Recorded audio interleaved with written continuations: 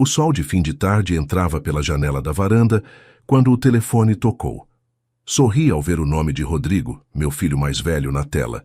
Fazia quase 3 meses que não falávamos além de mensagens curtas no WhatsApp. A aposentadoria na pequena cidade de São José do Rio Claro, interior de Minas, estava sendo mais solitária do que eu imaginava quando comprei aquela casa de 2 quartos com um pequeno quintal nos fundos. Alô, filho, que bom ouvir sua voz, falei, sentindo aquela animação típica de pai que sente falta dos filhos. Pai, a voz dele soou apressada como sempre. Tô ligando para avisar que resolvemos vender sua casa da cidade. Você não precisa mais dela mesmo, certo? Mora aí no interior agora. Senti como se o chão tivesse desaparecido sob meus pés. Minha mão apertou o telefone com tanta força que os dedos ficaram brancos. A casa da cidade. Minha casa na capital, onde morei por 42 anos. Onde criei meus 3 filhos após a morte da minha esposa Helena. A casa que ainda estava no meu nome, com meus móveis, meus livros, minhas lembranças. Como assim venderam a casa? Minha voz saiu mais baixa do que pretendia, aquele nó familiar se formando na garganta, aquele que homens da minha geração foram ensinados a engolir. Ah, pai, você sabe que a Débora está grávida e precisamos de dinheiro para um apartamento maior. Você mesmo disse que não voltaria mais para São Paulo. Foi melhor assim. Você não precisava ficar pagando o IPTU de uma casa vazia. Fiquei em silêncio. Aquele silêncio pesado que carrega mais palavras do que qualquer grito poderia expressar. Pai, tá aí?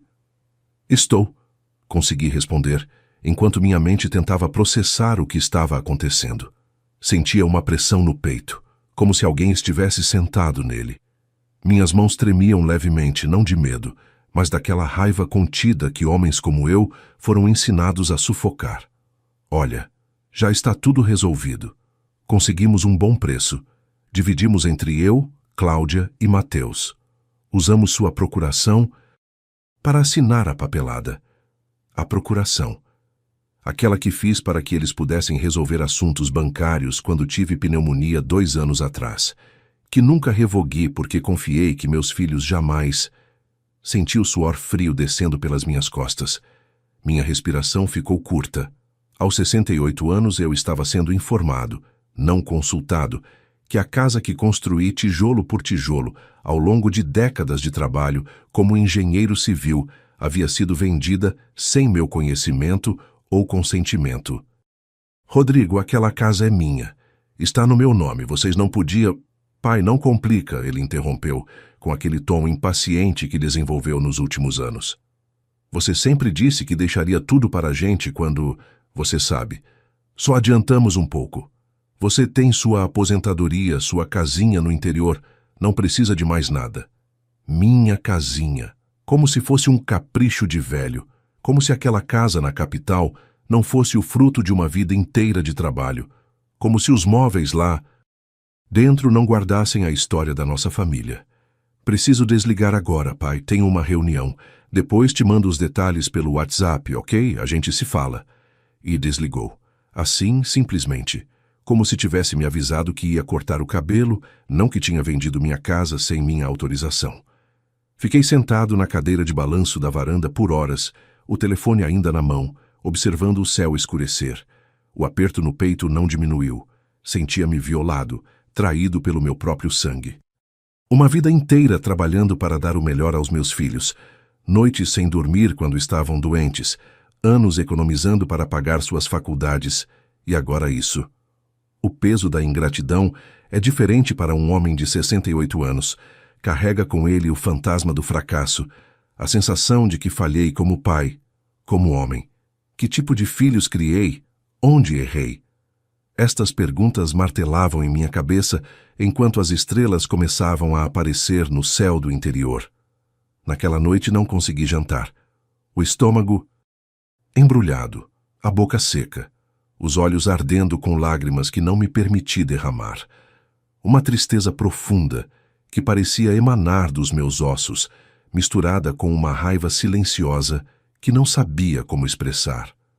Quantos pais estão aí, agora mesmo, engolindo traições e desrespeitos em nome do amor incondicional. Quantos homens se veem reduzidos a ATMs ambulantes pelos próprios filhos que criaram com tanto sacrifício? Você já sentiu que seu valor como pai é medido apenas pelo que pode dar e não pelo que já deu uma vida inteira? Se você já sentiu que uma vida inteira de trabalho como pai valia menos que um capricho momentâneo do seu filho, fica comigo até o final dessa história, porque o que aconteceu depois daquela noite me ensinou que um homem só perde a dignidade quando aceita ser tratado como banco, não como pai. Se inscreve no canal para não perder os próximos relatos. Tem muito pai por aí que precisa ouvir isso. Meu nome é Antônio Carlos Mendes, tenho 68 anos e passei 40 anos da minha vida como engenheiro civil em São Paulo. Comecei como estagiário numa construtora pequena e terminei como gerente de projetos numa das maiores empresas do país. Não era rico, mas construí uma vida confortável com muito suor. Perdi minha esposa, Helena, para um câncer quando nossos filhos ainda eram pequenos. Rodrigo tinha 12, Cláudia 10 e Mateus apenas 7. Naquele momento, tive que ser pai e mãe, sem tempo para elaborar meu próprio luto. Trabalhava de dia e cuidava das crianças à noite. Aprender. A fazer tranças no cabelo da Cláudia. Ajudar com a lição de casa. Levar ao médico, ao dentista, às festinhas de aniversário dos amiguinhos. Tudo sozinho, com a ajuda ocasional da minha irmã Margarida, que morava em Campinas e vinha quando podia. Para estar mais presente na vida dos meus filhos, recusei 3 promoções que exigiriam viagens constantes. Abdiquei de projetos internacionais que teriam duplicado meu salário.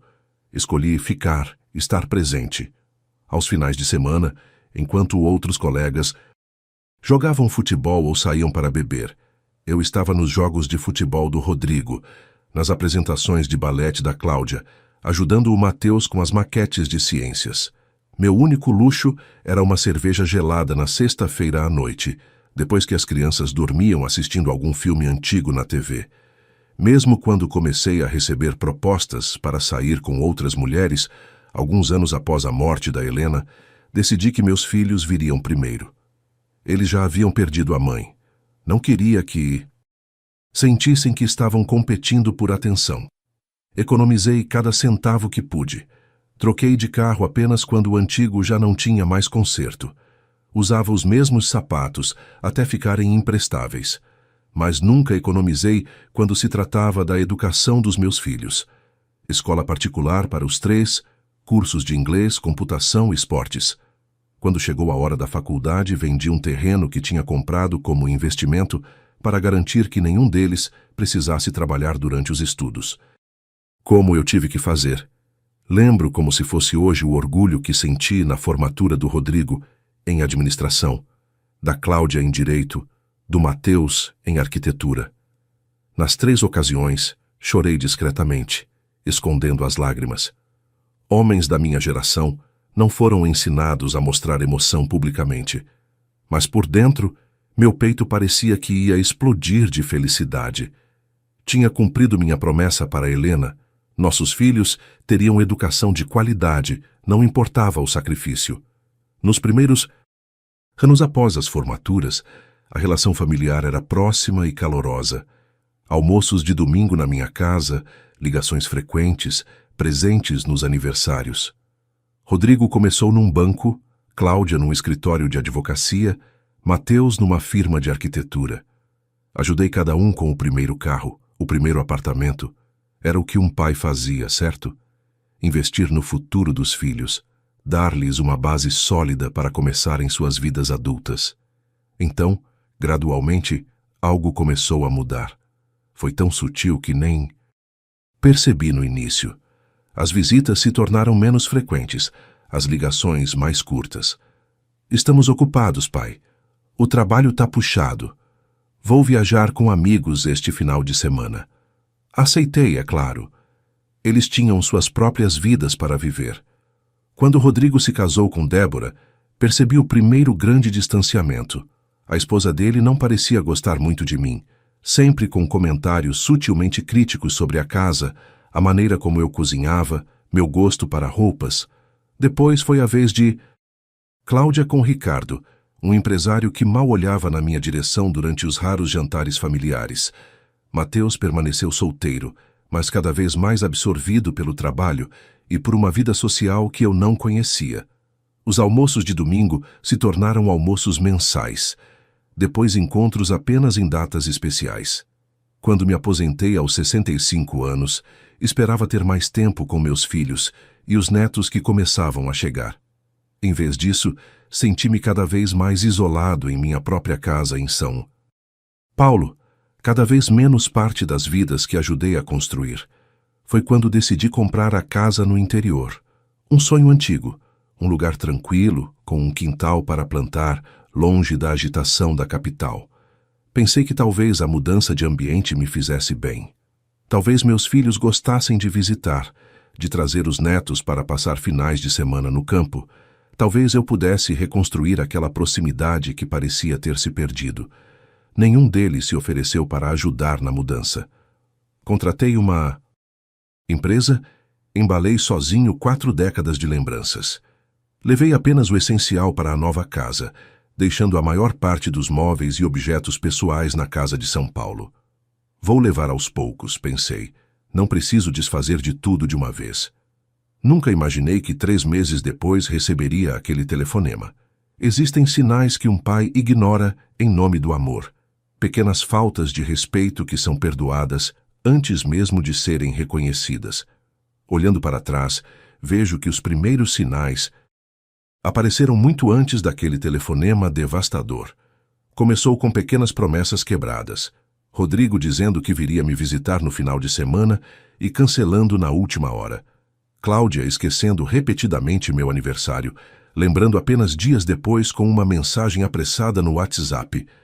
Mateus pedindo dinheiro emprestado para emergências, que depois descobria serem viagens com amigos ou gadgets eletrônicos desnecessários. Pai, preciso de 3.000 reais até amanhã. Problema com o SOS. Aluguel. Mateus me ligou certa vez, a voz angustiada. Transferi o dinheiro na hora, sem questionar. 3 dias depois, vi nas redes sociais fotos dele em Fernando de Noronha.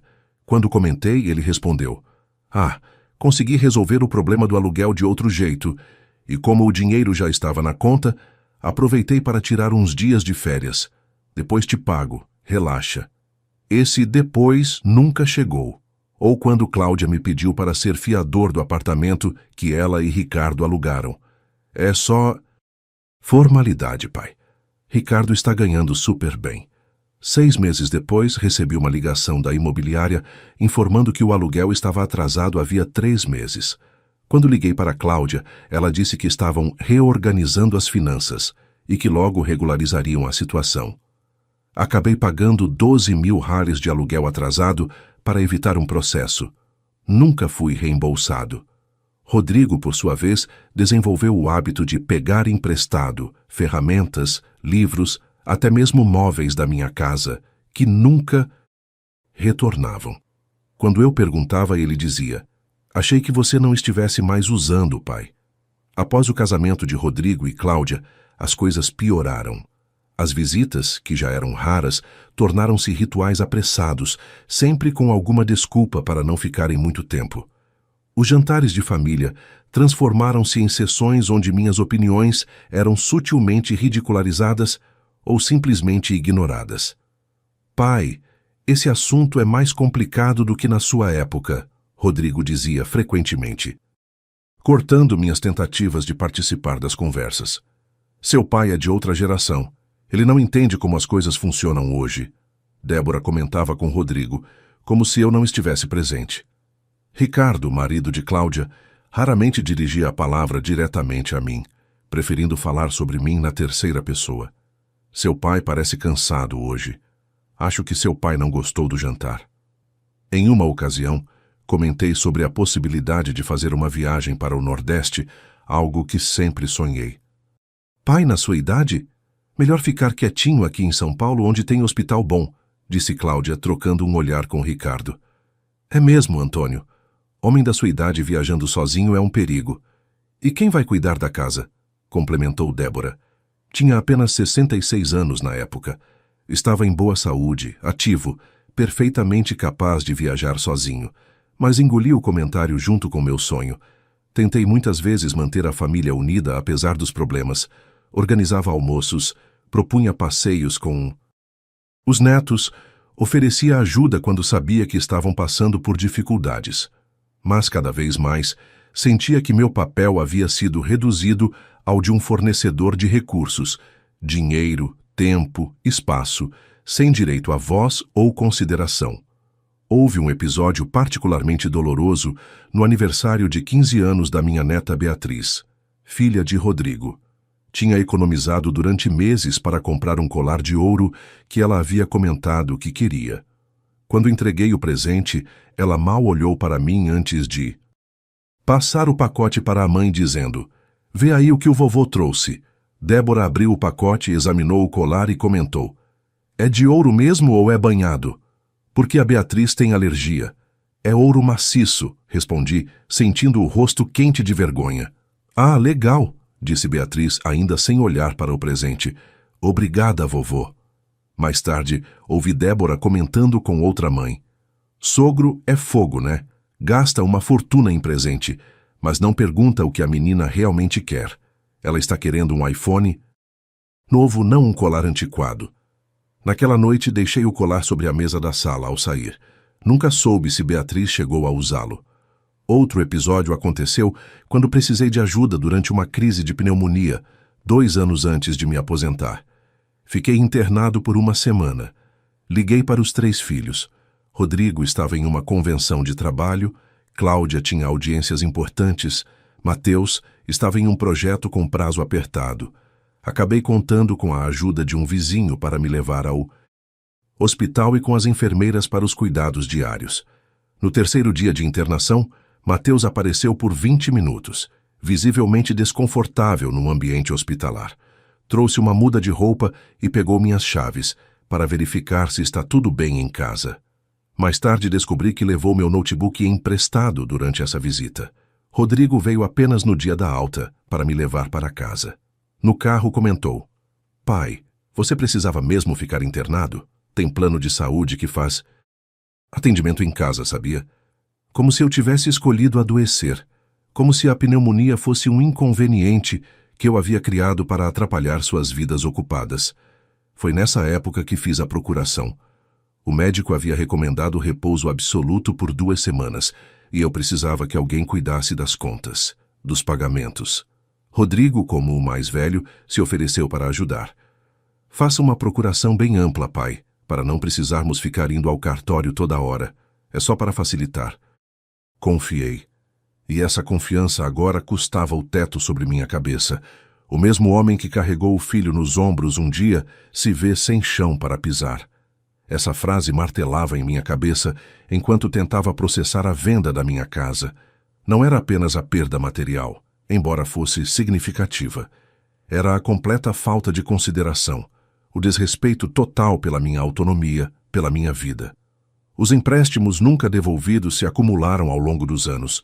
Começaram pequenos, 500 reais para Mateus consertar o carro, 1.000 reais para Cláudia comprar um vestido para um casamento importante, 2.000 reais para Rodrigo cobrir um pequeno déficit no orçamento doméstico. Aumentaram gradualmente, 5.000, ou 10.000, ou 20.000 reais, sempre com promessas de pagamento que nunca se concretizavam. "Pai, você sabe que estou apertado agora, mas mês que vem entra aquela comissão grande e te pago tudo de uma vez." "Pai, o escritório está passando por reestruturação. Assim que normalizar, devolvo o empréstimo com juros, prometo." "Pai, tive um imprevisto com o apartamento. Precisa de reforma urgente no banheiro, mas é a última vez que peço, juro." E eu, como tantos pais, sempre cedia, porque afinal, o que é um pai senão aquele que apoia os filhos incondicionalmente? O que são alguns milhares de reais comparados à felicidade dos filhos? Pelo menos era assim que eu raciocinava, enquanto via minhas economias para a aposentadoria minguando. Os gastos excessivos dos meus filhos contrastavam cruelmente com minha vida frugal. Enquanto eu comprava roupas em promoção, Cláudia exibia bolsas de marca nas redes sociais. Enquanto eu adiava a troca do meu carro de 12 anos, Rodrigo aparecia com um SUV importado novo. Enquanto eu cortava meu próprio cabelo para economizar, Mateus postava fotos de férias em resorts internacionais. E quando eu comentava, sutilmente, a resposta era sempre a mesma. Pai, você é muito preocupado com dinheiro. A vida é para ser vivida, pai. Você trabalhou tanto e nem... Aproveita. Você não precisa economizar para nada, pai. Já tem tudo o que precisa. Como se minha necessidade de segurança financeira na velhice fosse um capricho. Como se meu direito de decidir como gastar meu próprio dinheiro fosse menos importante que seus desejos momentâneos. O abuso emocional era mais sutil, mas igualmente devastador. Pequenas humilhações em público, interrupções constantes quando eu falava, olhares trocados entre eles quando eu expressava uma opinião. E a manipulação psicológica. Você está ficando esquecido, pai. Não foi isso que combinamos. É claro que você disse que podíamos usar seu carro nesse fim de semana. Não lembra? Pai, você está exagerando como sempre. Ninguém falou isso. Quantas vezes duvidei da minha própria memória, da minha própria percepção da realidade? Quantas vezes engoli o desconforto, convencido de que estava sendo muito sensível? A verdade que muitos homens da minha geração enfrentam é que fomos educados para ser provedores, não para expressar vulnerabilidade. Fomos ensinados que reclamar é sinal de fraqueza, que pedir ajuda é admitir falha, e os filhos, consciente ou inconscientemente, exploram essa fragilidade. Homem que é homem, aguenta calado. Pai tem que estar sempre pronto para ajudar. Um bom pai nunca diz não para um filho em necessidade. Essas frases não foram ditas pelos meus filhos, foram gravadas na minha mente por décadas de condicionamento social, reforçadas por um conceito distorcido de masculinidade e paternidade. E assim o isolamento cresce. Amigos se afastam ou falecem. Colegas de trabalho seguem suas vidas. A esposa, no meu caso, já não está mais presente. Resta apenas a família, os filhos. E quando eles também se afastam, ou pior, quando se aproximam apenas para explorar, o que resta a um homem idoso? A solidão tem um peso específico para homens como eu. Não fomos ensinados a construir redes de apoio emocional, a cultivar amizades profundas, a compartilhar nossas dores. Nossa identidade foi construída em torno do trabalho, da provisão, da força. E quando esses pilares se enfraquecem, o que sobra? Minha saúde começou a se deteriorar silenciosamente sob o peso dessa realidade. Pressão alta que antes era controlada, agora exigia medicação mais forte. Insônia que me deixava exausto durante o dia. Uma tristeza persistente que os médicos chamavam de depressão leve, mas que para mim era um abismo profundo. Perdi peso sem fazer dieta. Perdi interesse nas pequenas alegrias que antes me sustentavam. A leitura de um bom livro, o cuidado com o jardim, a pescaria ocasional. Meu mundo foi se estreitando, assim como minha esperança. E ainda assim, continuei acreditando que era apenas uma fase, que meus filhos eventualmente perceberiam o valor do pai que tinham, que o amor e o respeito retornariam quando menos esperasse. Até aquele telefonema. A venda da minha casa foi o momento em que comecei a suspeitar que algo estava profundamente errado na relação com meus filhos. Não era apenas ingratidão ou descuido. Era algo sistemático, planejado, calculado. Uma exploração deliberada que só poderia ser detida por uma ação igualmente deliberada da minha parte. Aquela noite, deitado em minha cama na casa do interior, olhando para o teto, comecei a unir os pontos. A procuração que nunca deveria ter sido usada para vender propriedades, os empréstimos nunca pagos, os objetos emprestados e nunca devolvidos, os comentários depreciativos, o isolamento crescente. Pela primeira vez permiti-me ver o padrão, e ao vê-lo senti algo além da tristeza e da decepção. Senti uma faísca de raiva, uma raiva legítima, justa, uma raiva que, ao invés de me consumir, começou a me despertar. Tem dores que um homem engole por anos, até que um dia a garganta não aguenta mais. Passei a noite em claro após aquele telefonema. Quando o primeiro raio de sol entrou pela janela do quarto, eu já estava sentado à mesa da cozinha, com um caderno aberto à minha frente e uma determinação que não sentia há anos. Chega, disse essa palavra em voz alta para o cômodo vazio. Chega de ser tratado como um caixa eletrônico com pernas. Chega de engolir desrespeitos em nome da paz familiar. Chega de ser invisível na minha própria vida. Naquele momento, redescobri meu valor como homem e como pai. Não era apenas o dinheiro, a casa ou os bens materiais. Era minha dignidade, meu direito de ser tratado com o mesmo respeito que sempre oferecia aos meus filhos. Um homem de verdade sabe a hora de estender a mão, mas também sabe a hora de fechá-la. A venda da minha casa sem meu consentimento foi a gota d'água. Um ato tão flagrantemente desrespeitoso que finalmente rompeu a barragem de auto-engano que eu havia construído por anos. Como puderam? Como ousaram dispor de algo tão significativo para mim sem sequer me consultar? A casa onde criei meus filhos sozinho, após perder Helena. A casa onde cada cômodo guardava memórias da nossa vida juntos.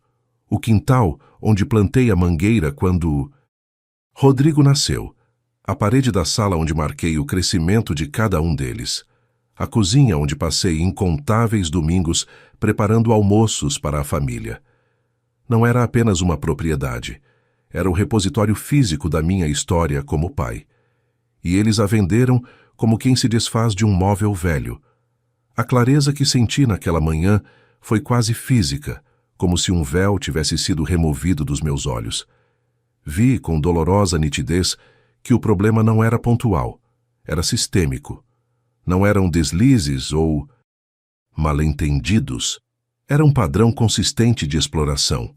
E se eu não agisse agora, continuaria, até que não restasse nada de mim, nem recursos, nem dignidade. Abri o caderno e comecei a traçar um plano. Meticuloso, detalhado, calculado.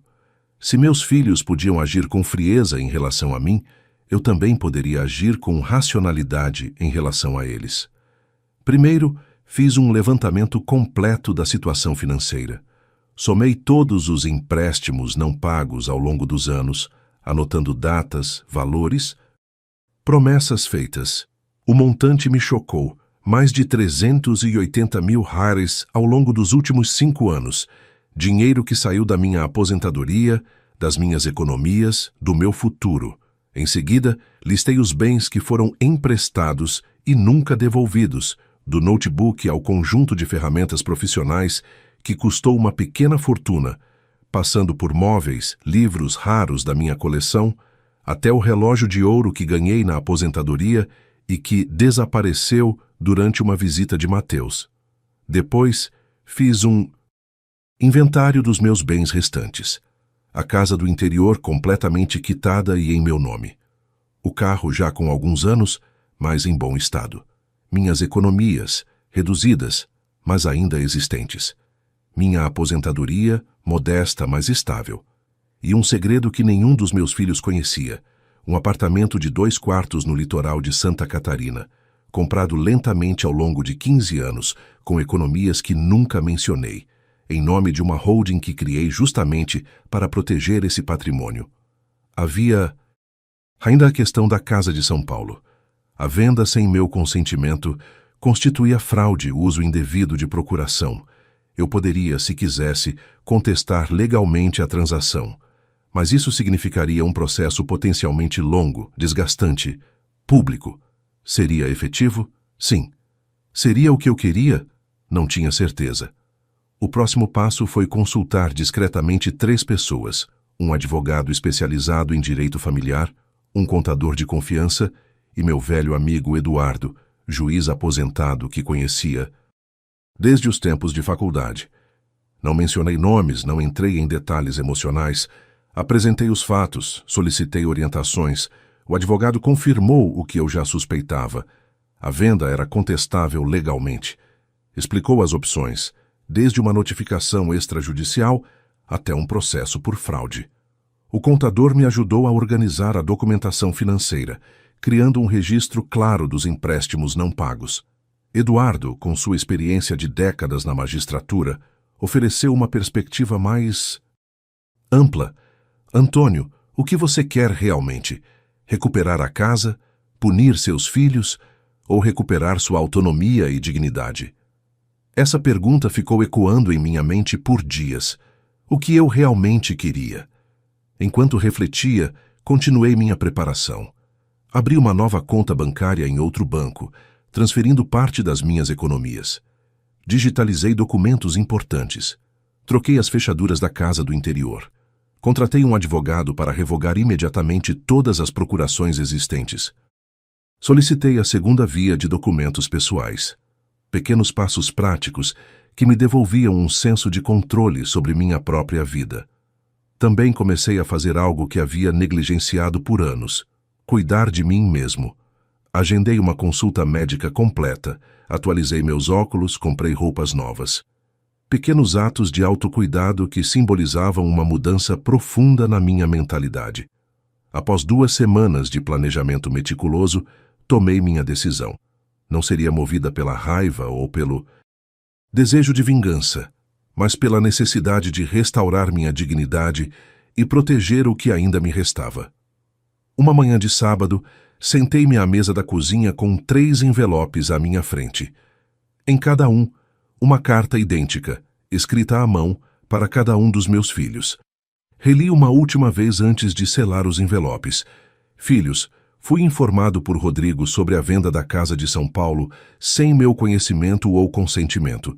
Depois de muita reflexão, tomei algumas decisões que preciso comunicar a vocês.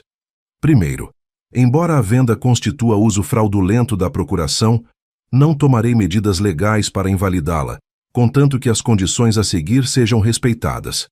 Segundo, anexo, encontrarão uma planilha detalhada de todos os empréstimos não pagos nos últimos anos, totalizando R$ 382.743. Este valor deverá ser devolvido integralmente através de depósitos mensais em minha conta. Elaborei um plano de pagamento de 24 meses, com as parcelas divididas proporcionalmente entre vocês 3, de acordo com os valores recebidos por cada um. Terceiro, todos os itens emprestados que constam na segunda planilha anexa devem ser devolvidos até o final deste mês. Caso algum item não possa ser devolvido, seu valor atual de mercado deverá ser acrescido ao montante do empréstimo a ser pago. Quarto, a partir de agora, não haverá mais empréstimos, doações ou qualquer tipo de ajuda financeira da minha parte. Minha aposentadoria e economias serão usadas exclusivamente para garantir meu bem-estar e segurança na velhice. Quinto, até que o valor total seja quitado, limitarei nosso contato ao estritamente necessário. Nenhuma visita sem aviso prévio será recebida em minha casa. Todas as comunicações referentes a assuntos financeiros deverão ser feitas por escrito via e-mail. Esta não foi uma decisão fácil ou tomada no calor do momento. É o resultado de anos de desrespeito e exploração que finalmente me forçaram a estabelecer limites claros. Continuo sendo seu pai e sempre os amarei, mas não mais a custo da minha dignidade ou bem-estar. Se escolherem ignorar estas condições, entenderei que preferiram abrir mão da relação familiar e respeitarei essa escolha, embora com tristeza. Antônio Carlos Mendes. Lacrei os envelopes, enderecei cada um e os deixei sobre a mesa. O próximo passo seria enviar por carta registrada na segunda-feira, garantindo que cada um recebesse sua cópia formalmente. Em seguida, peguei meu celular e abri o aplicativo do banco. Em poucos minutos, transferi a maior parte das minhas economias para a nova conta, deixando apenas o suficiente para despesas correntes na conta que meus filhos conheciam. Depois, entrei nas configurações e bloqueei temporariamente os números dos meus filhos. Não os excluí, apenas bloqueei. Uma fronteira clara, mas não definitiva. Saí para caminhar naquela tarde, sentindo uma mistura de apreensão e alívio.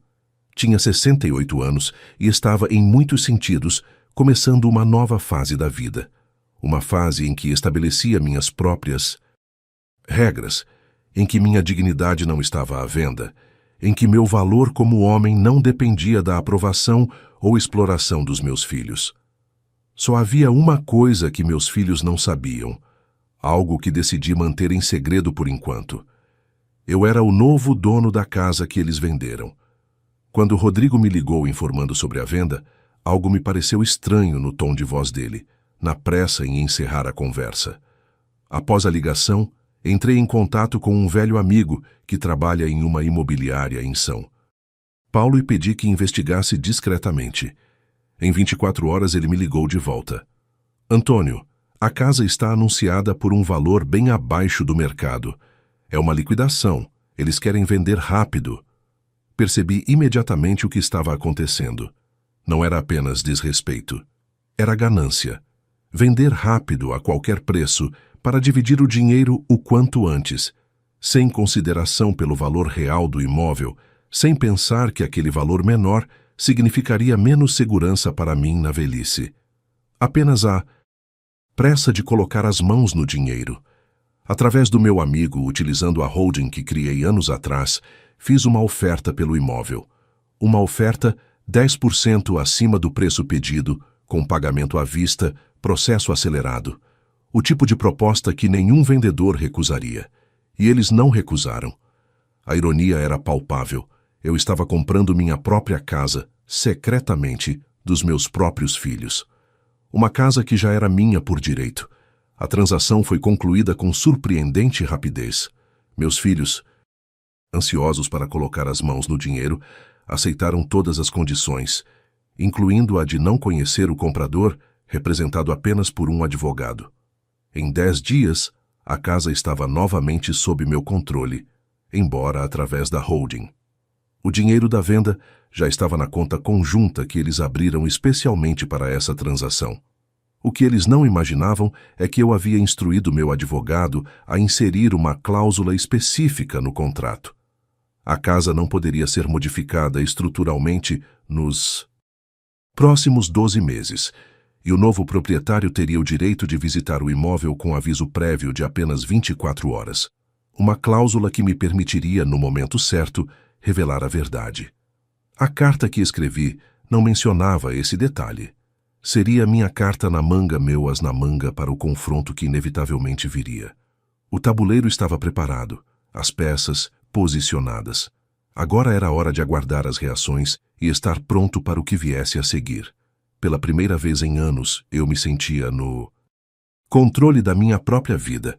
Não era uma sensação de poder sobre meus filhos, mas de poder sobre mim mesmo. E isso, descobri, fazia toda a diferença.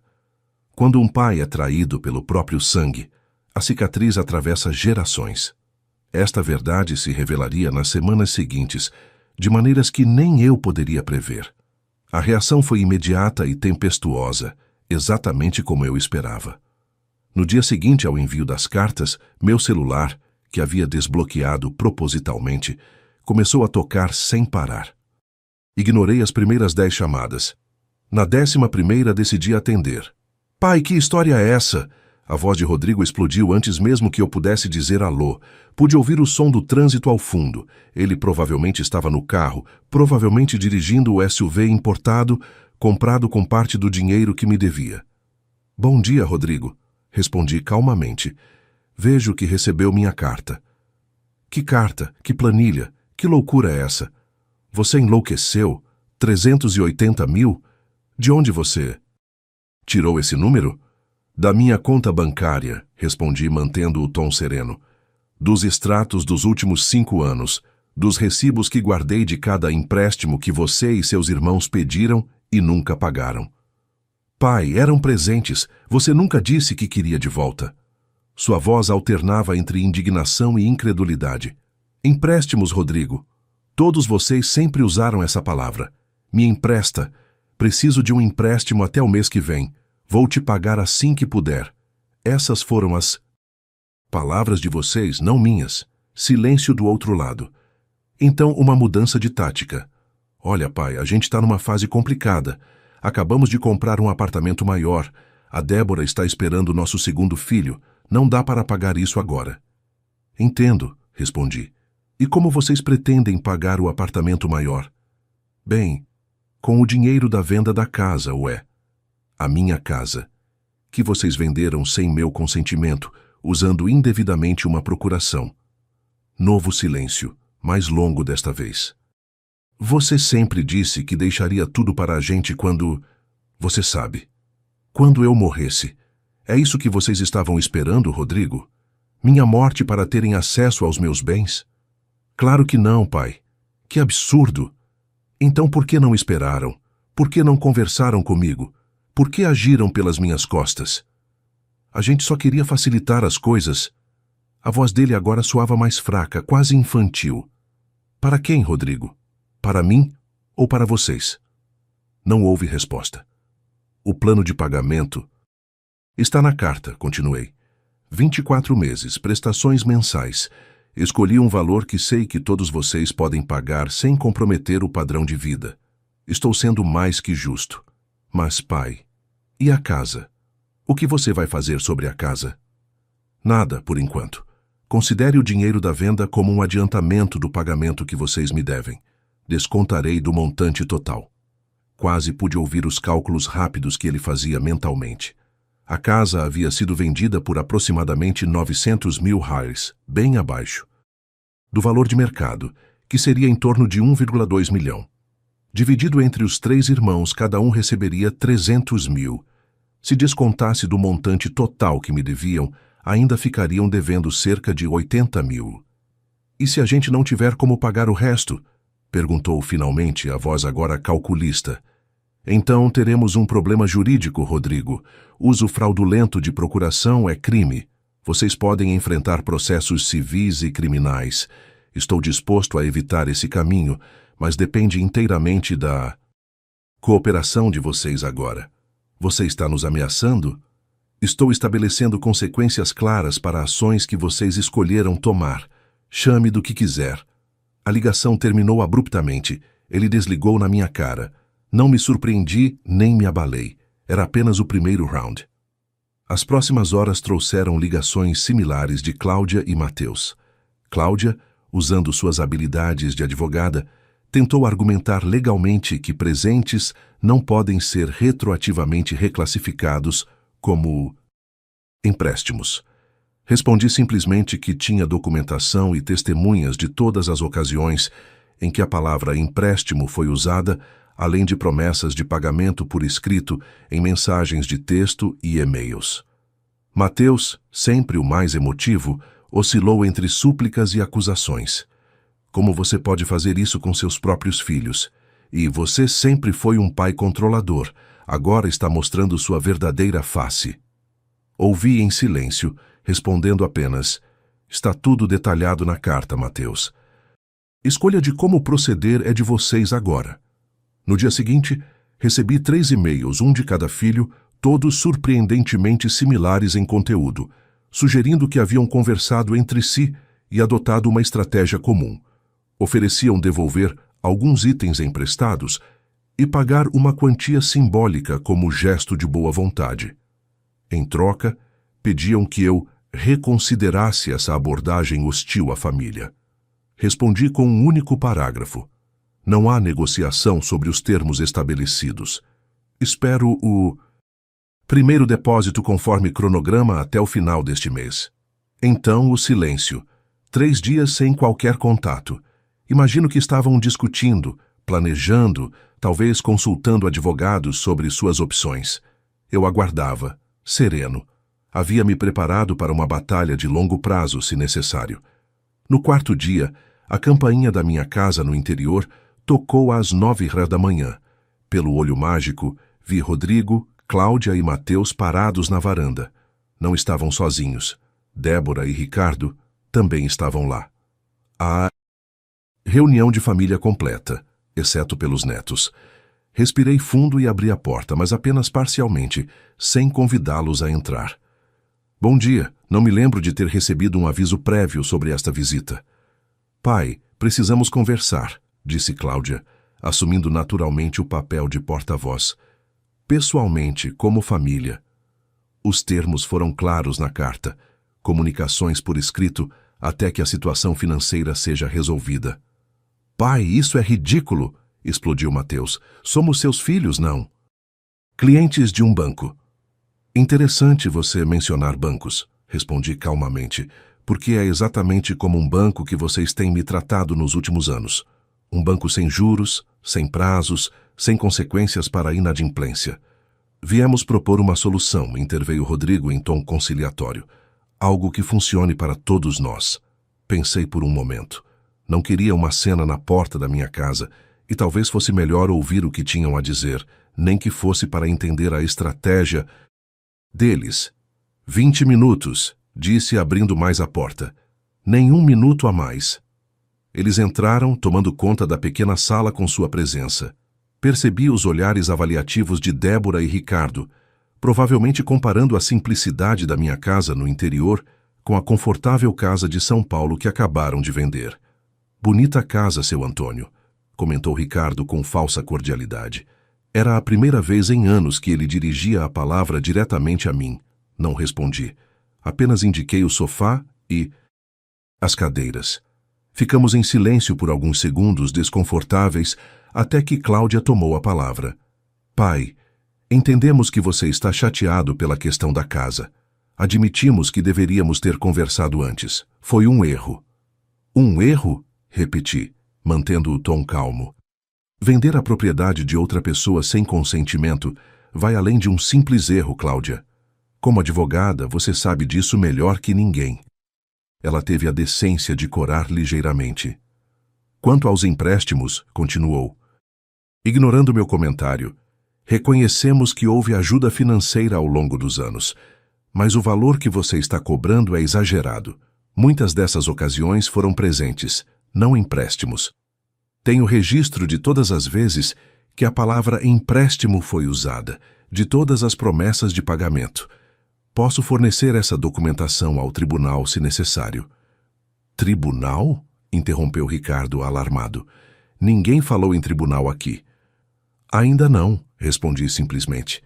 Olha, pai, interveio. Rodrigo, pensamos em uma proposta. Podemos devolver os itens que ainda temos, fazer um pagamento único de 50 mil cada um, e consideramos tudo resolvido. É uma quantia significativa, mostra nossa boa-fé. 50 mil de 380 mil reais é menos de 15% do valor devido. Isso não é uma negociação de boa-fé, é uma tentativa de escapar com o mínimo possível. Pai, seja razoável, implorou Mateus. Nenhum de nós tem como pagar esse valor todo. Interessante, comentei, olhando calmamente para cada um deles. Rodrigo acabou de comprar um apartamento maior e dirige um carro que custa mais de 200 mil reais. Cláudia e Ricardo fizeram 2 viagens internacionais nos últimos 6 meses, conforme vejo nas redes sociais. Mateus acaba de renovar todo o mobiliário do apartamento dele, segundo me contou nosso vizinho em São Paulo. E nenhum de vocês tem condições de pagar uma dívida legítima com o pai que financiou seus estudos, seus primeiros carros, seus primeiros apartamentos. O silêncio que seguiu foi ensurdecedor. Débora olhava para o chão. Ricardo consultava nervosamente o relógio. Meus filhos trocavam olhares desconfortáveis. E tem mais uma coisa que vocês deveriam saber, continuei, decidindo que era hora de revelar parte do meu plano. O dinheiro da venda da casa não está mais disponível. Como assim? Perguntou Rodrigo alarmado. Transferimos para a conta conjunta há 3 dias. Sim, e ontem o banco congelou esses fundos a pedido do meu advogado com base em uma denúncia de fraude. A procuração que vocês utilizaram não dava poder para a venda de imóveis, apenas para a gestão financeira durante minha convalescença. Qualquer escrivão pode confirmar isso olhando o documento original. Os rostos deles empalideceram simultaneamente. Pude ver o pânico nos olhos de Débora, a raiva contida de Ricardo. Você não pode fazer isso, exclamou Cláudia, sua voz tremendo entre incredulidade e fúria. Já fiz. O dinheiro permanecerá congelado até que se chegue a um acordo ou que o tribunal decida. E se for para o tribunal, vocês enfrentarão não apenas a questão civil da devolução do dinheiro, mas também potenciais acusações criminais por uso fraudulento de procuração. Você arruinaria seus próprios filhos? Perguntou Mateus, a voz embargada. Olhei para ele, sentindo uma pontada de tristeza sob minha determinação. A pergunta, Mateus, é: vocês arruinariam seu próprio pai? Porque foi isso que vocês vinham fazendo metodicamente nos últimos anos. Ninguém respondeu. Os 20 minutos acabaram, disse levantando-me. Vocês têm 48 horas para decidir, ou seguimos o plano de pagamento original, ou enfrentamos um processo judicial. A escolha é de vocês. Saíram em silêncio, derrotados e furiosos. Apenas na porta, Rodrigo virou-se e disse com voz tremendo de raiva contida: Você vai se arrepender disso, pai. Vai ficar velho e sozinho, sem família para apoiá-lo. Olhei nos olhos dele, calmo como nunca estive. Já estou velho, Rodrigo, e já estou sozinho. Vocês garantiram isso há muito tempo. Fechei a porta e apoiei as costas contra ela, sentindo o peso de décadas de história familiar. Não havia vitória ali, apenas a triste necessidade de estabelecer limites que deveriam ter sido naturais entre pais e filhos. No dia seguinte recebi um e-mail de Cláudia. Formal, sucinto, praticamente um documento legal. Concordavam com o plano de pagamento original. O primeiro depósito seria feito em 5 dias. Os itens emprestados seriam devolvidos dentro de 2 semanas. Solicitavam, em troca, que eu instruísse meu advogado a liberar o dinheiro da venda da casa. Respondi com igual formalidade, concordando com os termos. O que eles não sabiam é que não havia bloqueio algum sobre o dinheiro da venda. Essa tinha sido minha jogada final. Um blefe calculado baseado no conhecimento do caráter dos meus filhos. Eles estavam tão focados no dinheiro que não questionariam a veracidade da informação, nem verificariam com o banco. E eu estava certo. O dinheiro da venda estava seguro, intocado, na conta da holding. Meu dinheiro recuperado dos meus próprios filhos através de uma estratégia que nunca imaginei que precisaria empregar. Um dia, talvez, eles descobririam a verdade. Mas não hoje. Não enquanto eu ainda precisava garantir que cumprissem sua parte no acordo. Nos dias que se seguiram, observei de longe o desmoronamento gradual da vida que meus filhos haviam construído com base na exploração. Rodrigo teve que adiar a compra do apartamento maior. Cláudia e Ricardo cancelaram a viagem planejada para a Europa. Mateus colocou à venda alguns dos equipamentos eletrônicos mais caros. Não senti prazer nisso. Apenas a constatação de que, pela primeira vez em anos, estavam enfrentando as consequências reais das suas escolhas, vivendo de acordo com seus próprios recursos, não com o dinheiro extraído de um pai demasiadamente generoso. A verdadeira revelação, porém, ainda estava por vir. Uma revelação que mudaria para sempre o equilíbrio de poder na nossa família. Algumas pontes depois de queimadas não precisam ser reconstruídas, mesmo que você tenha ajudado a construí-las. Este pensamento me acompanhava enquanto começava a reconstruir minha vida, agora nos meus termos. Os primeiros dias após o confronto foram os mais difíceis. Apesar da minha determinação, havia momentos de dúvida profunda. Sentado sozinho na varanda, olhando o pôr do sol, me perguntava se tinha feito a escolha certa. Tinha passado a vida inteira sendo pai. Era minha identidade central, meu propósito.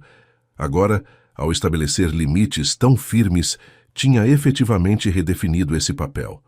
A sensação era de desorientação, como um marinheiro que perdeu suas estrelas guia. Fiz a coisa certa? Perguntava em voz alta para o quintal vazio. Fui duro demais? Destruí qualquer chance de reconciliação? Essas dúvidas me assombravam, especialmente nas primeiras noites, quando o silêncio da casa pequena parecia amplificar a solidão. O celular, antes cheio de mensagens e ligações manipuladoras, agora permanecia silencioso, exceto pelos e-mails formais sobre o cronograma de pagamento. Mas gradualmente, dia após dia, comecei a sentir algo diferente emergindo por baixo da incerteza. uma sensação de liberdade que não experimentava havia décadas, liberdade de expectativas tóxicas, liberdade de manipulação constante, liberdade para redescobrir quem eu era além do papel de provedor. Foi nesse espírito que, numa manhã de sábado, peguei o carro e dirigi até a cidade. Vizinha, maior e mais movimentada. No Centro Cultural Municipal, vi um cartaz anunciando um grupo de leitura para pessoas acima de 60 anos. Hesitei por um momento na porta, sentindo aquela insegurança típica de homens da minha geração em novos ambientes sociais. Então respirei fundo e entrei. Olá, sou Antônio. Acabo de me mudar para a região. Essas simples palavras abriram a porta para uma nova fase da minha vida. O grupo, composto por 8 pessoas, 5 mulheres e 3 homens, me recebeu. Com um genuíno interesse. Discutimos um romance de Machado de Assis naquela manhã e saí de lá com o próximo livro debaixo do braço e uma sensação reconfortante de conexão humana sem segundas intenções. No mesmo centro cultural, descobri aulas de Tai Chi 2 vezes por semana.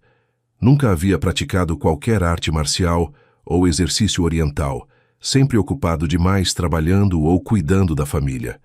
Na primeira aula, senti-me desajeitado e fora de lugar. O instrutor, um senhor de 70 anos chamado Paulo, notou meu desconforto. A maioria dos homens da nossa época foi ensinada a ignorar o corpo até que ele quebre, comentou durante um intervalo. Nunca é tarde para mudar isso. Suas palavras ressoaram profundamente. Quantas vezes havia ignorado dores, cansaço, sinais de alerta do meu corpo para não parecer fraco? Quantas vezes priorizei o trabalho e as necessidades da família em detrimento da minha saúde? Comecei a estabelecer uma rotina. Tai Chi nas manhãs de terça e quinta, grupo de leitura aos sábados, caminhadas diárias pelo bairro. Comecei a cozinhar com mais cuidado para mim mesmo, não apenas o básico para sobreviver, mas refeições que me davam prazer. Passei a dormir regularmente, sem a insônia que me perseguia havia anos.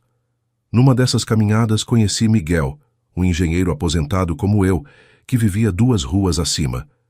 Descobrimos que havíamos trabalhado em projetos similares, embora em empresas diferentes. Começamos a nos encontrar semanalmente para uma cerveja no Mi. Fim da tarde, conversando sobre projetos antigos, política, futebol, assuntos que eu não discutia com ninguém havia anos.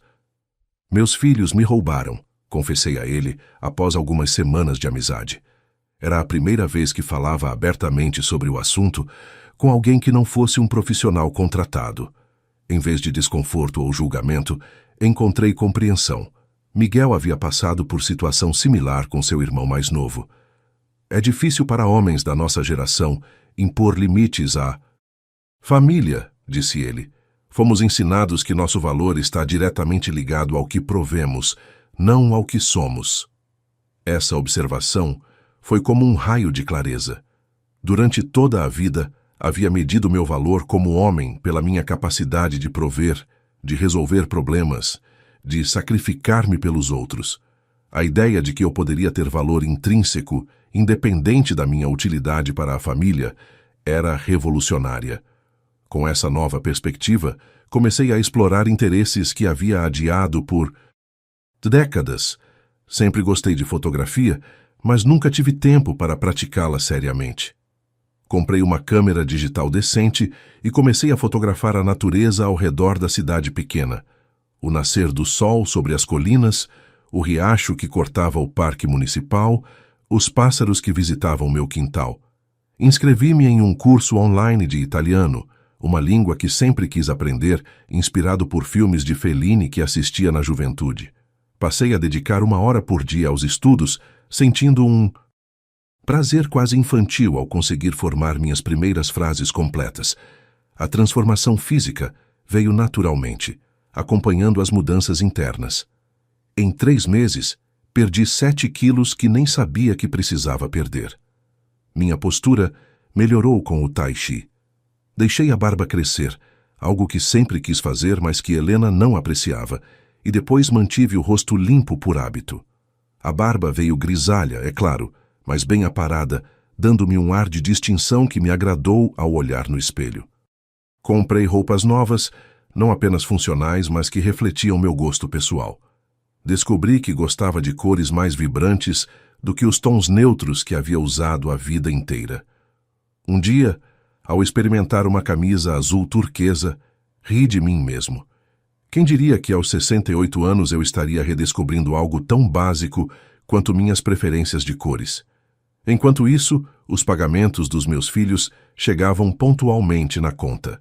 Os itens emprestados foram devolvidos, alguns visivelmente usados, outros em perfeito estado, sugerindo que mal haviam sido tocados após serem levados da minha casa. As comunicações permaneciam estritamente formais, limitadas a recibos e confirmações de transferências. Sentia falta deles? Claro que sim, especialmente dos netos, que eram inocentes nessa história toda. Mas a distância trouxe clareza. Vi como nossos relacionamentos haviam se tornado tóxicos, unilaterais, baseados em exploração em vez de amor e respeito mútuos, e comecei a questionar se algum dia haviam sido realmente saudáveis, ou se eu apenas aceitava o desequilíbrio como parte natural de ser pai. No 6º mês após o confronto, recebi um e-mail diferente de Mateus, o mais jovem e, historicamente, o mais sensível dos meus filhos. Pai, sei que concordamos em manter as comunicações formais, mas sinto necessidade de dizer algo além dos recibos de pagamento. Esses últimos meses têm sido difíceis, mas também esclarecedores. Pela primeira vez na vida adulta, estou vivendo completamente com meus próprios recursos, sem a rede de segurança que você sempre proporcionou. Foi assustador no início, mas também libertador de certa forma. Tenho pensado muito sobre o que aconteceu, sobre como tratamos você ao longo dos anos. Não estou orgulhoso do que vejo quando olho para trás. Não estou pedindo perdão, ainda não. Sei que palavras são fáceis e que você já ouviu promessas demais, mas quero que saiba que estou trabalhando para me tornar o tipo de homem, o tipo de filho, que mereça novamente seu respeito. Se algum dia estiver aberto a um café, gostaria muito de vê-lo, sem Rodrigo, sem Cláudia, sem desculpas elaboradas, apenas para ouvir como você está. Espero que esteja bem. Mateus. Li o e-mail várias vezes, sentindo uma mistura de esperança cautelosa e ceticismo protetor. Parte de mim queria acreditar que era genuíno. Outra parte, forjada por anos de manipulação, suspeitava de motivos ocultos. Decidi não responder imediatamente, dando a mim mesmo tempo para processar meus sentimentos. Uma semana depois, enquanto organizava algumas fotografias no computador, encontrei uma pasta antiga com fotos de quando os meninos eram pequenos. Mateus, com 5 anos, fantasiado de astronauta numa festa de escola. Rodrigo, aos 10, orgulhoso com o troféu do campeonato de natação. Cláudia, aos 8, adormecida no meu colo durante um passeio ao zoológico. Senti uma onda de saudade tão intensa que me pegou de surpresa. Não apenas saudade deles, mas da pessoa que eu era então, um pai. Jovem, cheio de esperanças e sonhos para seus filhos, ainda não desgastado por décadas de esforço não reconhecido. Naquela noite, respondi a Mateus. Mateus, agradeço sua mensagem. Esses meses também têm sido transformadores para mim, de maneiras que nem imaginava possíveis aos 68 anos. Estou aberto a nos encontrarmos. Sugiro o café da Praça Central no próximo sábado, às 10 horas, se estiver disponível. Apenas você e eu, como propôs. Antônio. Deliberadamente assinei com meu nome, não como pai. Era uma pequena, mas significativa distinção. Estava aberto a reconstruir nosso relacionamento, mas em novas bases, não simplesmente retornando ao padrão antigo. O encontro aconteceu conforme planejado. Foi inicialmente desajeitado, com longos silêncios e tentativas hesitantes de conversa. Falamos sobre o clima, sobre a pequena cidade, sobre o café que bebíamos. Aos poucos, a conversa fluiu para temas mais substantivos. Você está diferente, pai, observou Mateus eventualmente. Não só a aparência. Parece mais leve. Me sinto mais leve, confirmei. Estou vivendo para mim mesmo pela primeira vez em décadas. Ele assentiu, pensativo. Nós tomamos isso de você, não foi? Seu tempo, sua energia, sua paz de espírito. Não respondi imediatamente, deixando o peso da constatação pairar entre nós. O que mais dói, continuei finalmente, não é o dinheiro ou as coisas materiais. É perceber que em algum momento vocês pararam de me ver como pessoa. Me tornei apenas um recurso a ser explorado, um obstáculo a ser manipulado. Mateus baixou os olhos, visivelmente desconfortável com a verdade nua. Não foi planejado, disse ele baixinho. Começou pequeno, sabe? Um pedido aqui, uma desculpa ali. Então virou hábito. Depois, quase um direito. Pai vai resolver. Pai sempre ajuda. Pai tem a obrigação. Eu também tenho minha parcela de culpa, reconheci. Estabeleci esse padrão ao longo dos anos, tentando ser o pai perfeito, o provedor infalível. Não ensinei vocês a me respeitarem como pessoa, apenas a me verem como fonte inesgotável. Ficamos em silêncio por alguns minutos, cada um absorvendo as implicações daquilo que havíamos construído juntos. Um relacionamento desequilibrado que acabou prejudicando a todos. Como estão seus irmãos? Perguntei finalmente. Mateus suspirou. Rodrigo está furioso, convencido de que você enlouqueceu, que está sendo manipulado por alguém, talvez por mim. Qualquer explicação exceto a verdade, que ele agiu errado. E... Cláudia? Mais complicado.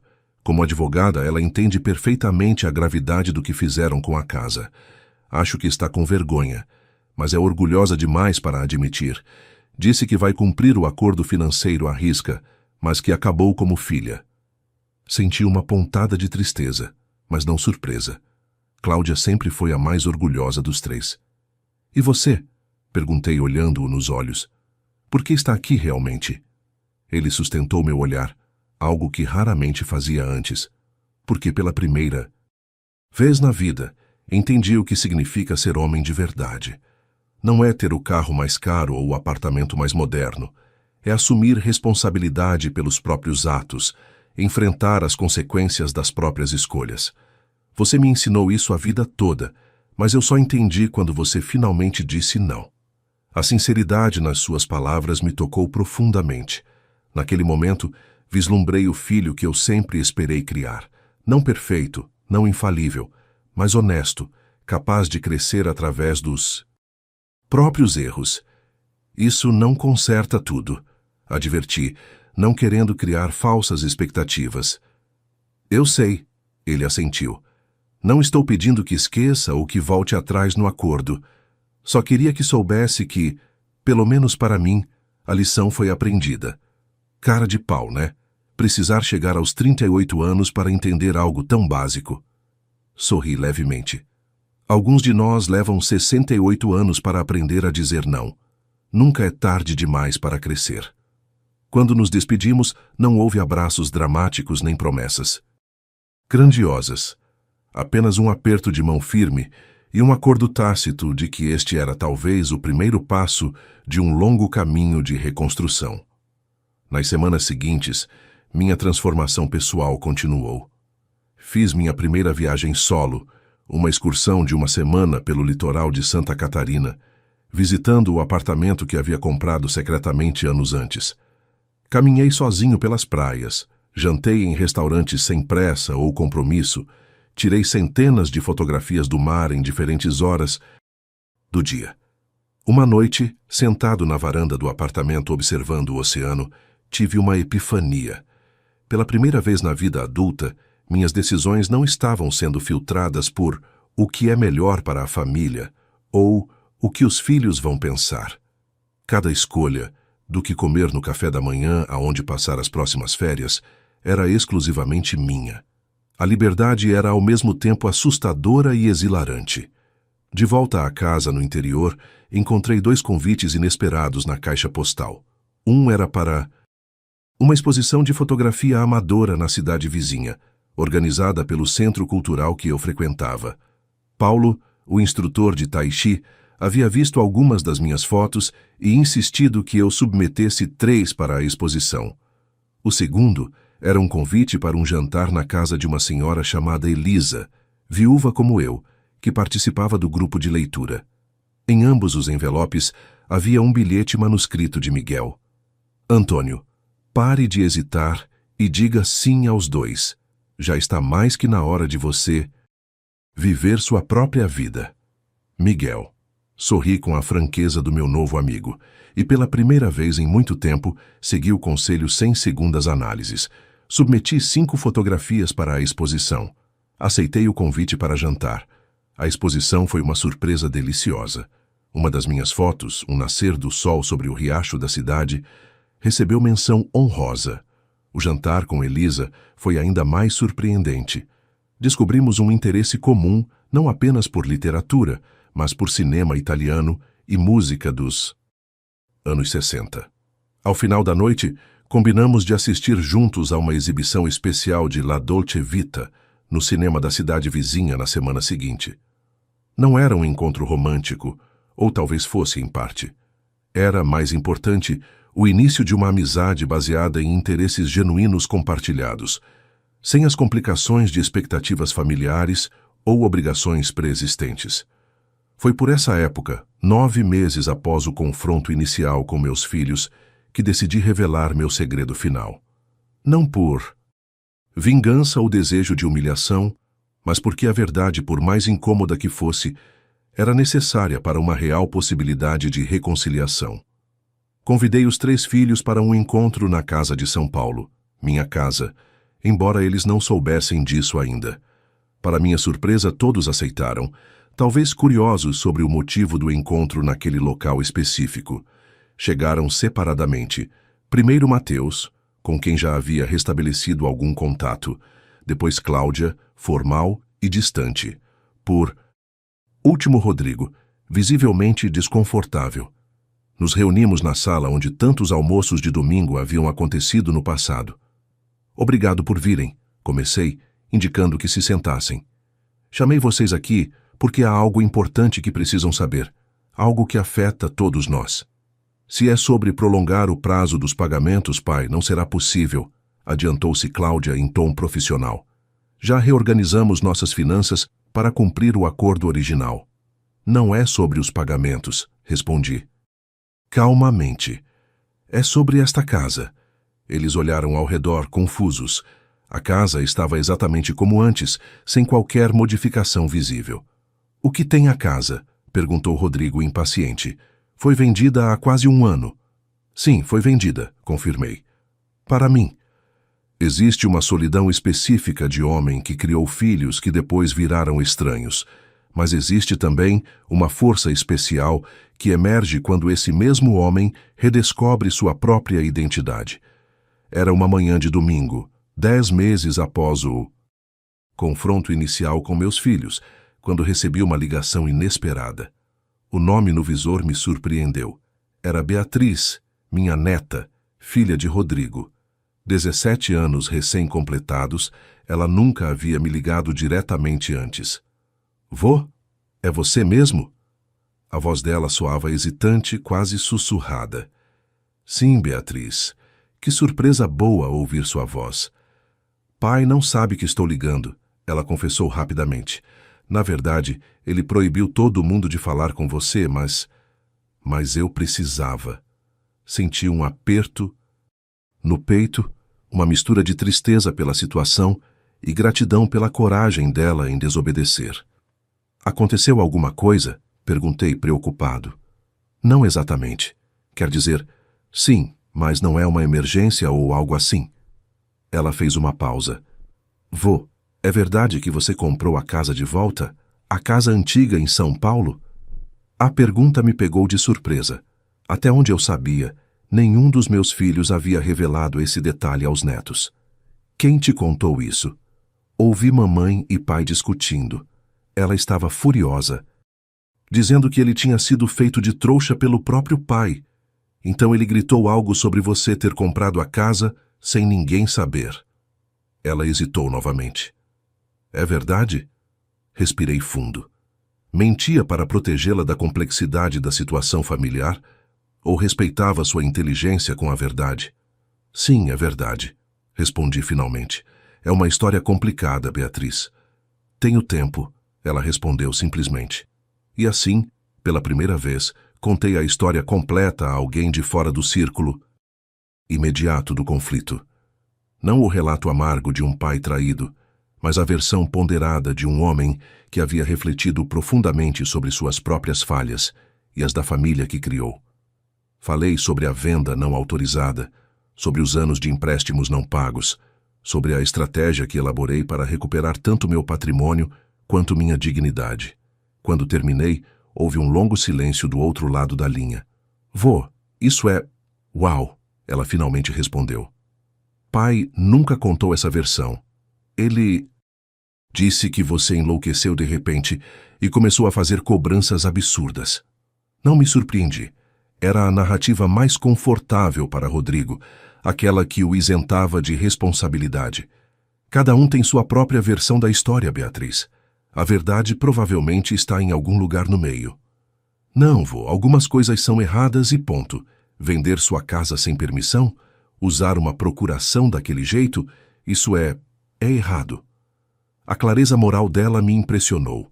Aos 17 anos, via com mais nitidez o que meus filhos adultos não conseguiam ou não queriam enxergar. Sabe o que mais me irrita? Ela continuou, a voz agora mais firme. É que eles não estão me ensinando nada sobre dinheiro, sobre responsabilidade.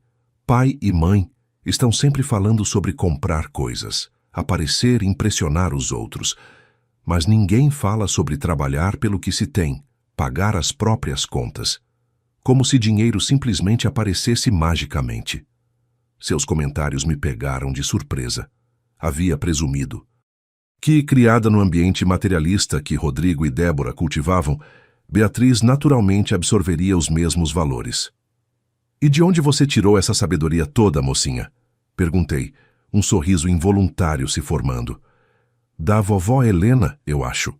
Sua resposta me emocionou. Não que eu me lembre dela, claro, mas pai às vezes conta histórias de como ela era rigorosa com dinheiro, como valorizava coisas que duravam em vez de modismos. É a única parte da educação dele que parece fazer sentido. Helena, minha Helena, ainda influenciando gerações através de suas lições, mesmo depois de tanto tempo ausente. A emoção me pegou desprevenido e precisei de um momento para me recompor. Sua avó ficaria orgulhosa de ouvir isso, consegui dizer finalmente. Vô, eu queria te perguntar uma coisa. Beatriz continuou hesitante. Você acha que eu poderia te visitar? Sem pai e mãe saberem, pelo menos por enquanto. Tenho meu próprio dinheiro da bolsa de estágio. Posso pagar a passagem de ônibus. A proposta me surpreendeu e preocupou. Por um lado, ansiava por reconectar com minha neta. Por outro, não queria ser causa de mais conflitos familiares ou colocá-la numa posição complicada com os pais. Beatriz, nada me faria mais feliz que receber sua visita, mas encontros secretos não são a solução. Se seus pais descobrirem, e provavelmente descobrirão, isso só vai piorar as coisas. Ela suspirou, visivelmente desapontada. Tenho uma ideia melhor, propus. Vou escrever uma carta a seu pai, propondo uma trégua específica que envolva os netos. Vocês não têm nada a ver com os problemas entre nós adultos. Você acha que ele vai aceitar? Não sei. Mas temos que tentar o caminho correto primeiro. Se ele recusar, pensamos em alternativas. Depois de mais alguns minutos de conversa, nos despedimos com a promessa de manter contato, mesmo que discretamente por enquanto.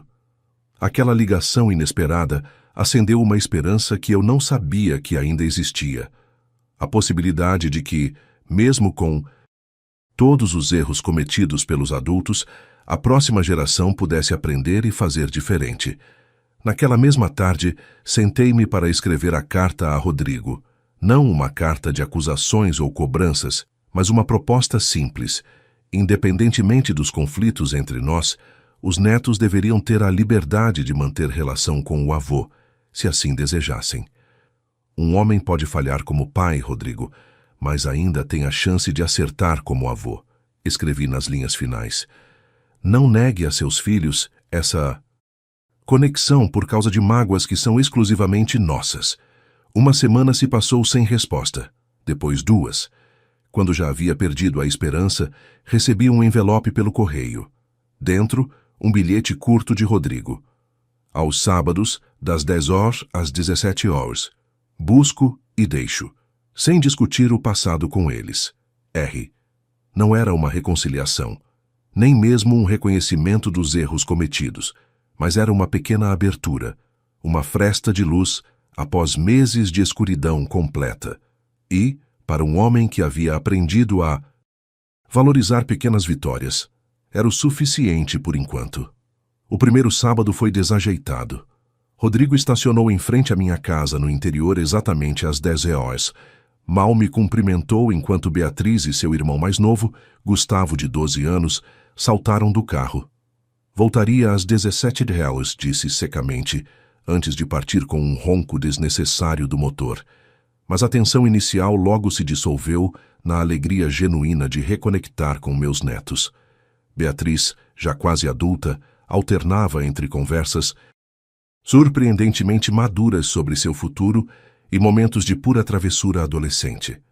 Gustavo, que eu mal conhecia devido ao afastamento dos últimos anos, era um menino curioso e energético, fascinado por minha pequena oficina nos fundos da casa.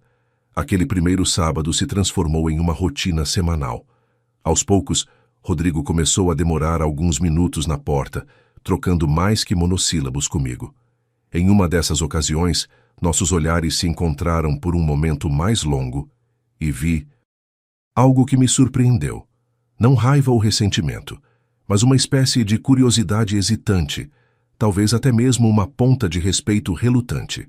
Enquanto isso, Mateus continuava seu próprio processo de reaproximação, agora incluindo visitas ocasionais com seu filho Pedro, de 8 anos. Cláudia, sem filhos ainda, mantinha-se distante, mas não completamente fechada, enviando e-mails cada vez menos formais, perguntando sobre minha saúde, comentando sobre o clima.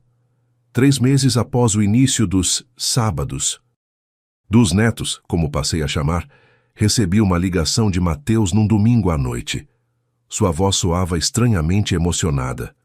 Pai, você não vai acreditar no que aconteceu hoje. O que foi, filho? Rodrigo me ligou, pediu para conversarmos, pessoalmente. Isso era inédito.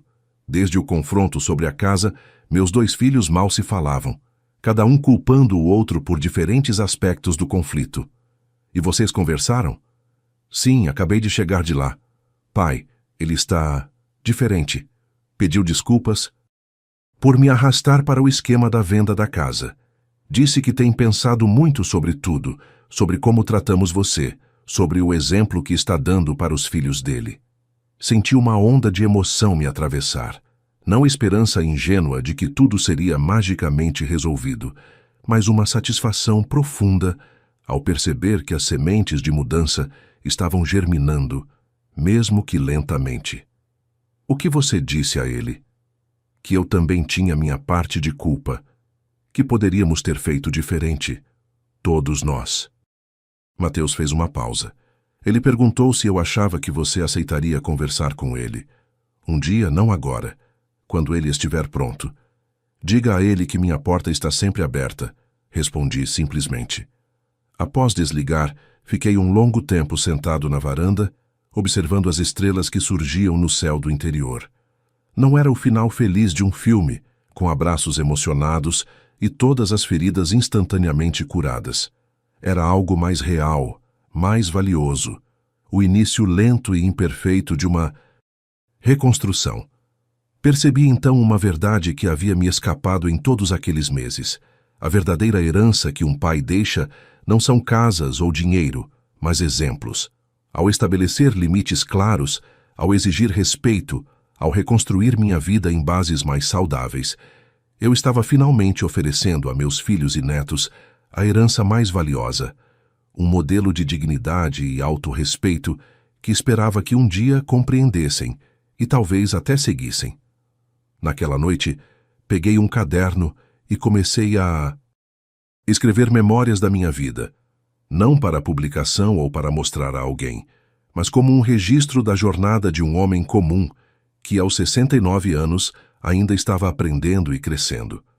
Talvez um dia meus netos lessem aquelas páginas e encontrassem algo útil para suas próprias vidas. Talvez não. O importante é que, pela primeira vez em décadas, eu estava escrevendo minha própria história, em meus próprios termos. Você já se perguntou que tipo de exemplo está deixando para as gerações que virão depois de você?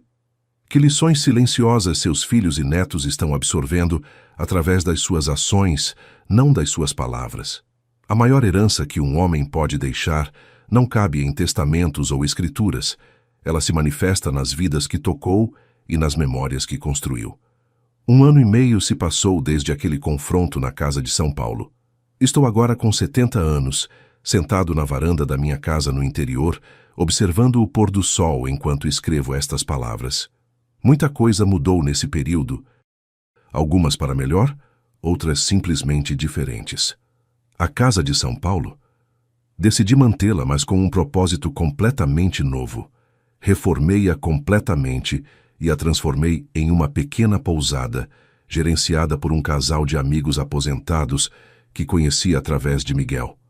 Pousada Memórias, chamamos. Cada quarto tem o nome de um lugar que sempre quis conhecer. Veneza, Kyoto, Marrakech, Lisboa. É um pequeno negócio, mas me dá satisfação saber que o lugar onde criei minha família agora proporciona aconchego a viajantes de todo o país. O apartamento no litoral se tornou meu refúgio de inverno. Passo 3 meses por ano lá, fotografando o mar, aperfeiçoando meu italiano, que melhorou consideravelmente, e desfrutando da companhia de novos amigos. Minha relação com meus filhos, complexa, em evolução, imperfeita, como a maioria dos relacionamentos familiares reais. Mateus e eu nos aproximamos significativamente. Jantamos juntos pelo menos uma vez por mês, ora na cidade dele, ora na minha. Ele iniciou terapia por conta própria, trabalhando questões de dependência financeira e autoestima que afetaram não apenas nossa relação, mas vários aspectos de sua vida. Recentemente, me apresentou sua nova namorada, uma professora de história que o trata com respeito genuíno, não como fonte de recursos.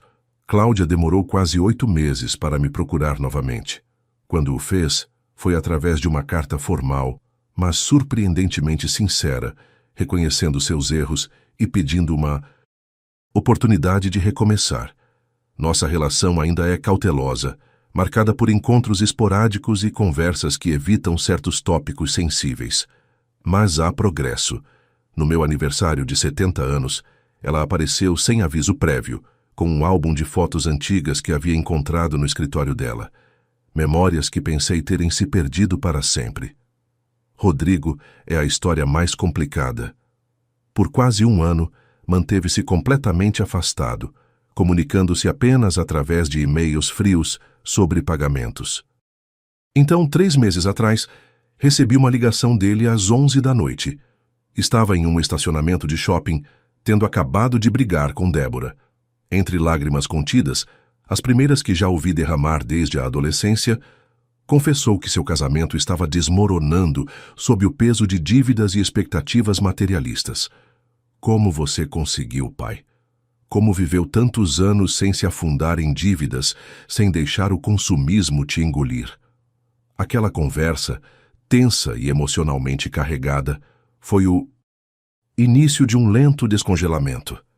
Rodrigo ainda está lutando contra seus demônios. O orgulho ferido, a tendência a buscar status através de bens materiais, a dificuldade em assumir responsabilidade por suas escolhas. Mas está tentando, à sua maneira. Todos os empréstimos foram pagos dentro do prazo acordado. Não porque eu precisasse do dinheiro, embora certamente ajudasse, mas porque o processo de assumir responsabilidade era fundamental para qualquer possibilidade de reconciliação genuína. Quanto aos netos, eles são a parte mais doce dessa jornada de reconstrução.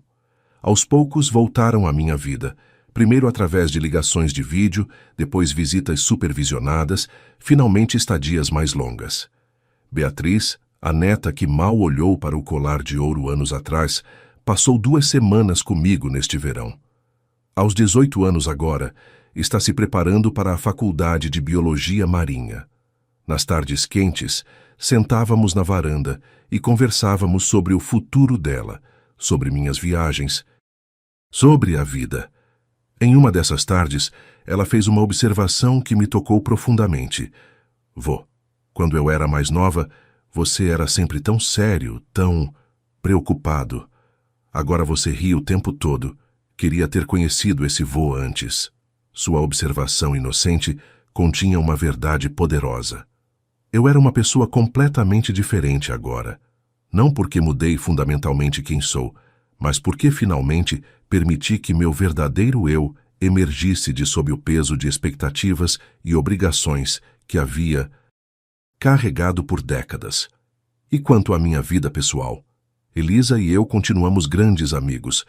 Nossa relação evoluiu para algo mais profundo que amizade, embora não exatamente um romance convencional. Compartilhamos viagens, jantares, conversas até altas horas. Ela tem seu apartamento na cidade, eu tenho minha casa. Visitamo-nos frequentemente, mas mantemos nossa independência. É um arranjo que funciona perfeitamente para duas pessoas que descobriram tardiamente o valor da autonomia. O que aprendi, através dessa jornada, que um homem jamais deve confundir seu valor com sua utilidade para os outros, que estabelecer limites não é egoísmo, mas autopreservação essencial, que nunca é tarde demais para recomeçar, para redefinir quem você é e o que merece. Homens da minha geração foram criados para ser provedores silenciosos, pilares inquebráveis. Nos ensinaram que nosso valor estava diretamente ligado à nossa capacidade de sacrifício, especialmente pelos filhos. O que não nos ensinaram é que sacrifício sem limites não beneficia ninguém, não os filhos, que crescem com expectativas irrealistas e senso de privilégio, nem nós mesmos, lentamente esvaziados, até que nada reste além de uma casca de ressentimento. Aprendi que amor verdadeiro, seja paterno, filial ou de qualquer tipo, sempre inclui respeito. E respeito exige limites claros. Sem eles, o que parece amor facilmente se deteriora em exploração. Para os homens, pais, avós que me leem agora, deixo esta mensagem. Nunca é tarde demais para dizer não. Nunca é tarde demais para recuperar sua dignidade. Nunca é tarde demais para redescobrir quem você é, além dos papéis que desempenha. Você construiu uma família, uma carreira, uma vida para os outros. Agora, construa algo para si mesmo. Não por egoísmo, mas porque você merece a mesma consideração e respeito que sempre ofereceu aos que ama. Porque um homem que se respeita ensina seus filhos, por exemplo vivo, a respeitar os outros. Se está lendo isto, conta para mim nos comentários de onde você está assistindo.